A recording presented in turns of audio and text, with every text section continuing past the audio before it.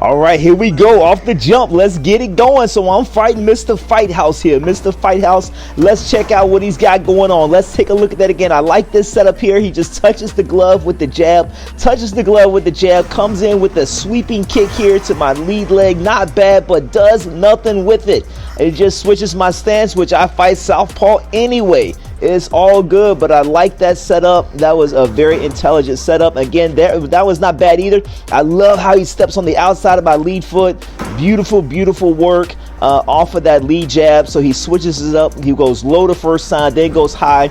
Same thing here. I love this setup, and watch what we do here. I'm gonna break this one down here. He sets it up again, touches the glove, goes high, but then shoots down to the body, which is an excellent setup here, but he leaves himself in line of range of my jab. Now here's what I want to pay attention to, right? I'm doing a throat punch, right? Throat punch to the jab. Now here I'm going super light. So when I come through with the cross, all I'm gonna do is really just push him in the face, okay? So I'm literally just pushing my punch. I'm just stuffing it in his face to let him know, hey, my fist is in your face, and I'm gonna keep my fist kissing your face until you do something about it, okay? But I want you to pay attention to the footwork here, okay? Because I'm gonna switch leads as I step forward. I take that half step forward, then I take that full step forward from my rear leg, which then becomes my lead leg. So that shifts me into an orthodox stance while he just stays orthodox himself. So if he switched leads, then that would allow him to move back quicker, but he stayed in his same stance, which allowed me to take a deeper step in, okay?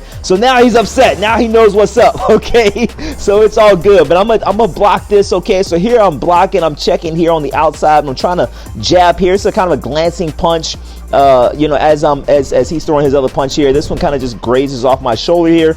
Great sequence, not a bad you know, combination there, but I love the energy. He's moving forward, he's hyped, he's excited now, you know, so he knows what's up. Okay, so now I start working the 52. Now I'm working the 52. I'm like, okay, let's break his rhythm a little bit. Let's break his rhythm, let's switch it up. Now at this point, he's not really sure what to do. He's like, what is this guy doing? What's going on? I'm switching leads, switching stances, mixing it up with the footwork here. He's going to throw a kick here. I catch it, and then he shoots to the takedown. Okay, excellent takedown. We're going to break this sequence down as well. Okay, so not a bad kick. I do a good job grabbing it, and I'm countering with the punch here, but I throw a kick of my own, which he does a great job grabbing my leg, and then I tried to sprawl right here, but I wasn't. He had a good head position here. Was able to get around to my back here, so I wasn't able to fully sprawl. Recognizing that, I'm just going to go immediately to guard position here. Now, you know, we do 52 blocks, but it doesn't mean that we don't have any sort of ground game, you know what I'm saying? So we're going to work the ground game now, okay? So I'm here, and I'm just really just stuffing his punches, okay? Nope, you're not getting anything in. I'm stuffing them. And this is with boxing gloves on, guys, okay? Keep that in mind. I got boxing gloves on, so it's very difficult. He's got MMA gloves on, right? So, and these are 18-ounce boxing gloves, right? 18-ounce boxing gloves. We both weigh about the same. He's actually, believe it or not, 5 pounds heavier than me, even though I'm taller, but he's a little bit heavier than me. But anyway, I got the box gloves on, but just stuffing his punches and playing defense here on the ground. So 52 is the art of defense, right? It's about defending on your back, you know, standing wherever you happen to be. So we close out the round here. He's going to grab my kick again at the end, and so that's kind of his thing. He's definitely more of the wrestling background, but good round all in all.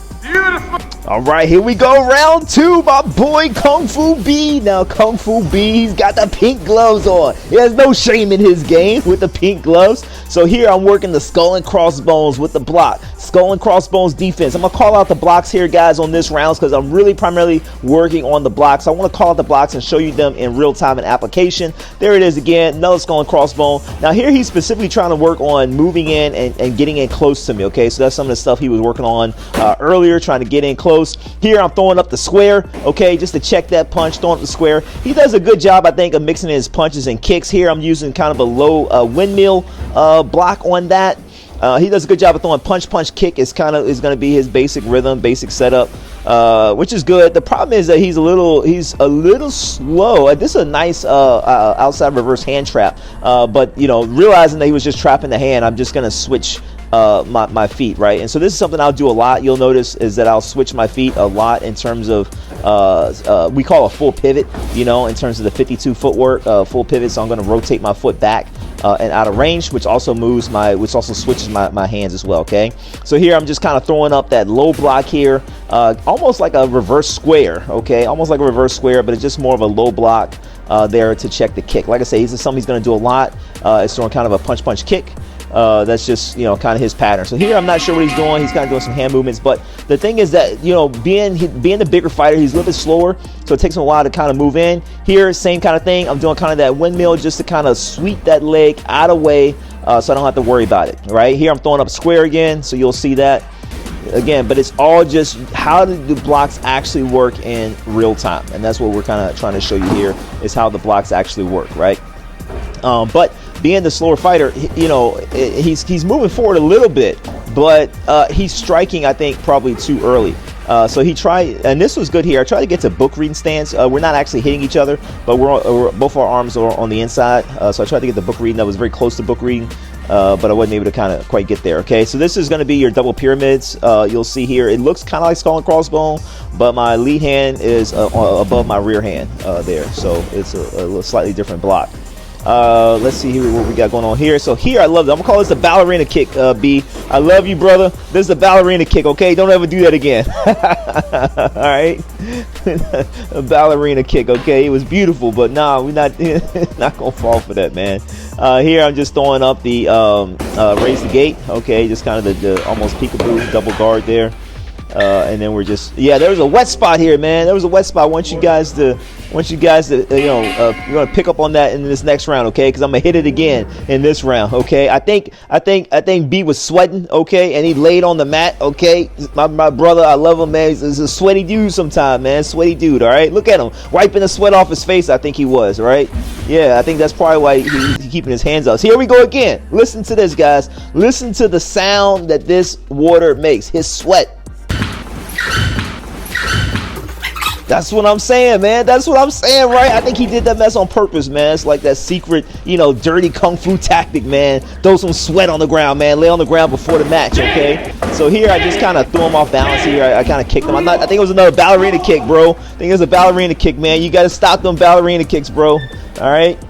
So anyway, again, guys, just trying to show you guys kind of the blocks in real time. Really just mostly working defense. But I think if he continues to work the hand traps that he did earlier, and instead of just rushing in with a guard and then trying to attack from there, just utilizing hand traps and then starting his strikes a lot closer, I think would be more effective. I think he's starting his strikes pretty far away, and that gives me time to kind of block and defend because he's a little bit slower. So when you're the slower fighter, you have to fight a little bit more in close, right? You got to be a little bit closer in when you fight, and so he's got to work the footwork, right? Kind of that 52 footwork. I'm using 52 footwork, right? So my footwork's gonna be a little bit different. So he's got to work the footwork to get in close, stay in close, and he's got to strike from there. I think he's throwing his strikes a little bit too early. It makes it very readable and a little bit easier to maneuver and kind of deal with. So anyway, guys, that's our fight breakdown from 52 Blocks, Norfolk, VA. Peace. Tell me the origin of 52 Blocks. The origin and how the name came. I need to know that. Well, the origin, it actually comes from ancient Kemet. It was called Mantu, the art of defense, mentally, physically, and spiritually. How many of you practice a martial art today? Who practices a martial art today? How many boys are practicing a martial art in your community today? Today. That's what I'm saying. We not ready to fight. A man with my knowledge, what can you tell a man like me now? What's your suggestion? That's your question. Okay, you talking to me, not a dumb Negro or pork chop eater, don't know the truth. I'm free now. I woke up. Now, what are you going to tell me now? I done gave you my solution, some land of my own, doing something for myself like you, England, and America do. Now, I know you're not against the black man. I know you're not against me having my land, are you? I know you English the ruled and slaved forever for a long time. But do you still today don't want me to have my own country and build for myself and govern myself? Would you think that's bad if we thought like that? Well, young man, you first must be born again. God is a spirit. No, I ain't born again. I ain't got to be born again. See, I was born in a new generation. Your mother could have brainwashed you, but can't nobody brainwash me. I'm ready. The purpose of our organization is to start right here in Harlem, which has the largest concentration of people of African descent that exists anywhere on this earth. There are more Africans here in Harlem than exists in any city on the African continent. Because that's what you and I are, Africans.